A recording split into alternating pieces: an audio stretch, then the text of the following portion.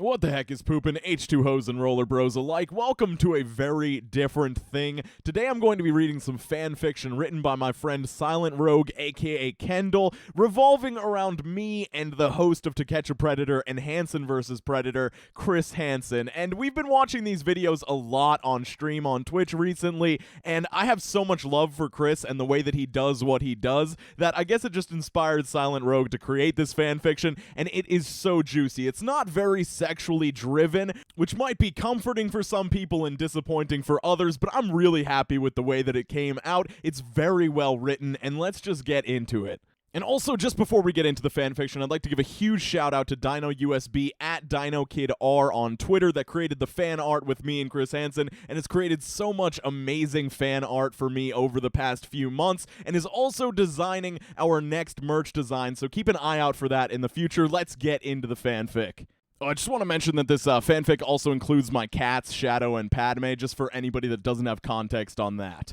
The sun was dipping low on the east coast of America, its golden hue casting a gorgeous color over the small houses and rolling hills. What little light fell laid itself across worn wooden floors and a mass of dark fur. Shadow was rolled out on his back in a halo of warm sunlight. Paws lazily hung in the air. Padme, on the counter close by, was perched and watching with interest. The subtle creak of wood made her ears twitch as suddenly she was scooped up and placed on the floor, replaced quickly by ingredients and a cutting board. The methodical thud of a chef's knife was the undertone to Helena, which filled the air with the mood of 2004. With a sharp hit to the side of his knife, the scent of garlic whiffed up to join its oniony friend. Sliding the garlic into the bowl with the ground beef, egg, bread, and onions, Q grabbed a wooden spoon and began to stir. Padme was twisting herself around his legs, eager to be back on the counter. Stepping around her, Q turned his attention to the stovetop, stirring up his tomato sauce, then checking on his spaghetti.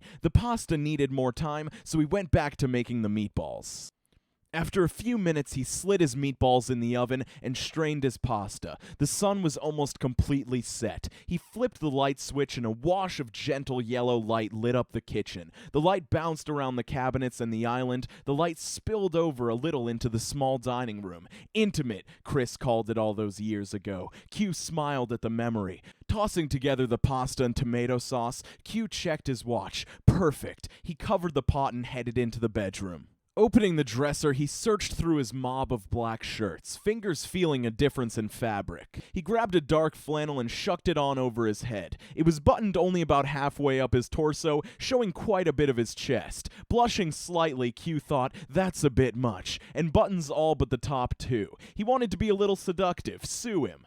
Removing his basketball shorts, he replaced them with some nice clean jeans. Hearing the timer on the oven go off, he rushed to the kitchen.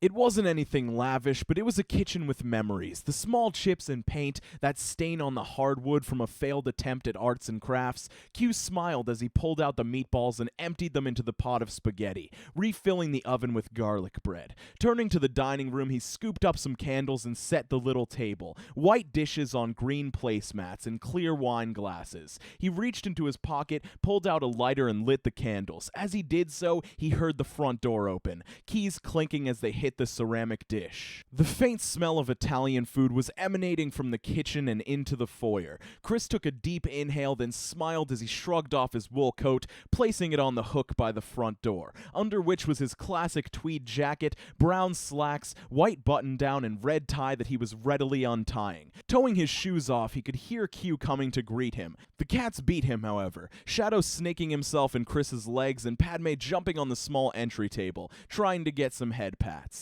Chris moved into the hall towards the kitchen. Q turned into the hallway from the other end and they met in the middle. They embraced. Q put his arms around Chris, and Chris's arms found their way around Q's midsection. The tension in Chris's back slowly unraveling as Q's warmth filled him with relief. Q started rubbing circles in Chris's neck, knowing his presence relieved the man's tension. "Welcome back," Q said. He leaned out of the hug slightly. "Rough day?" They released fully, and Q took Chris's hands, leading them both into the kitchen. Chris took his other hand and rubbed his face, lingering on his temples and brow. He started with a strained tone. He sighed. They just don't stop. These sick people. There are just so many. It's horrible. He had released Q's hands and was leaning on the kitchen island, Q retrieving the garlic bread from the oven. It was obvious that he had come in contact with someone really messed up earlier that day. Q reached over and covered Chris's hands with his own. I know, but hey, Q said softly. Chris looked up into Q's eyes. You know I love you. Chris laughed and leaned up, kissing Q's forehead. Chris said, I know. Then let's eat. I slaved over this for you, Q said with a smirk in his voice. Chris hummed, eyebrows raised, and retrieved his plate from the table. Q followed suit. Soon they were seated at the small table, Italian food overflowing on their plates, wine and water in the apt hands. The dinner was pleasant and romantic. They laughed, joked. Q told Chris about the insane stories that he had read that day from Reddit. At one point, he got himself all worked up about some internet controversy.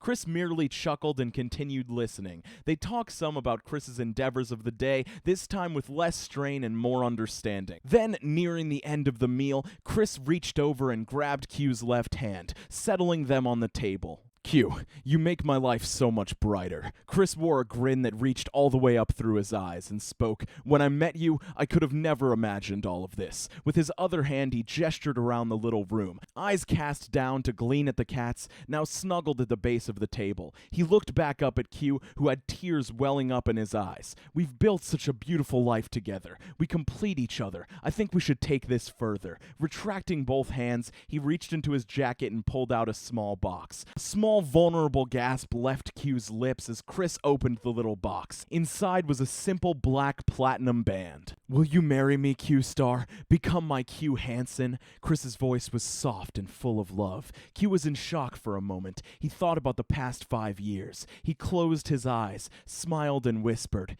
yes.